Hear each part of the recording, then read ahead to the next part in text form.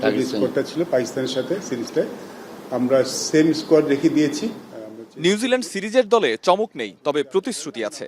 এখন থেকে দল থেকে বাদ পড়লে সুনির্দিষ্ট ব্যাখ্যা পাবেন ক্রিকেটাররা। হাবিবুল বাশারের নেতৃত্বে সেই অঙ্গীকারই ব্যক্ত করেছেন নির্বাচকরা।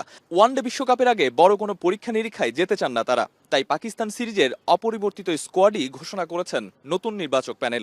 Part of our job at same time প্লেয়ারদের মোটিভেট করাটা কিন্তু আমি মনে করি একটু আমাদের রেসপন্সিবিলিটি থাকে। যখন কাউকে আমরা খেলাতে পারছি না তার সাথে কথা বলা, তাকে ক্লিয়ার পিকচারটা দেওয়াটা কিন্তু খুব ইম্পর্টেন্ট। আমরা ডেফিনেটলি সেটা করবো। আমাদের কাছে মনে হচ্ছে দেখুন আমাদের একটা ব্যাপার তো আছে, ওয়ার্ল্ড কাপ কোয়ালিফায়ার একটা ব্যাপার আছে, আপনি জানেন। পয়েন্টের একটা ব্যাপার আছে, আপনি জানেন।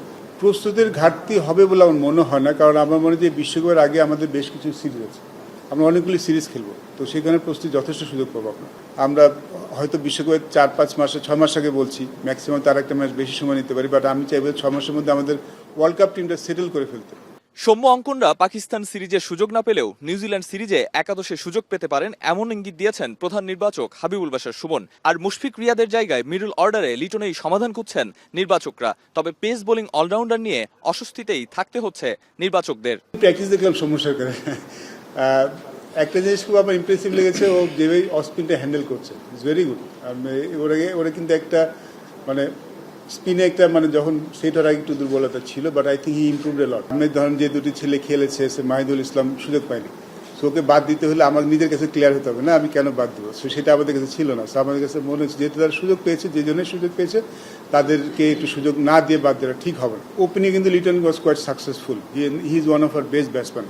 তাকে নাম্বার 4-এ আনা হয়েছে। আমি যতদূর জানি যে মিডল অর্ডার একটি স্টেবিলিটি করা দরকার, বিকজ মুশফিক রহিম, মাহমুদুল্লাহ চলে যাওয়ার পরে আমাদের আসলে ওইখানে খুব একটা এক্সপিরিয়েন্স নাই।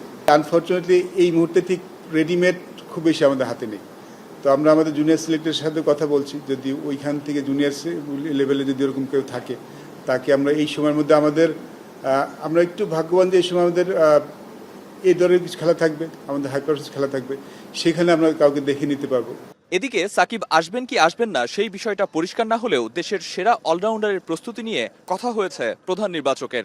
আর একাদশ নির্বাচনে সরাসরি হস্তক্ষেপ না করলেও নিজেদের চাওয়া দলকে জানাতে চায় বিসিবি নির্বাচকরা। আমার সাথে দু একবার কথা হয়েছে। আমার প্রথমে যখন আমি জিজ্ঞেস করেছিলাম, ইজ ই প্রিপেয়ার্ড, এখন কি করছে, যেহেতু ও যেখানে আছে ওখানে ক্রিকেটে রেগুলার হয় না, যদিও ক্রিকেট খেলছে, তো আমি আসলে ওর সাথে এইসব বিষয় নিয়ে বেশি কথা বলেছি। বাকিটা ওর অ্যাভেলেবিলিটি তো পরের বিষয়। যে কোনো বিশ্বকাপের আগেই দল নির্বাচন ও পরিকল্পনার যেই ঘাটতি দেখা গেছে বিগত সময়ে, সেই সমস্যা সমাধান করেই বিশ্বকাপে যেতে চায় বাংলাদেশ। এবার ক্রিকেটারদের আস্থা রাখার অপেক্ষা। আরিফুল ইসলাম সাহাব, এখন, ঢাকা।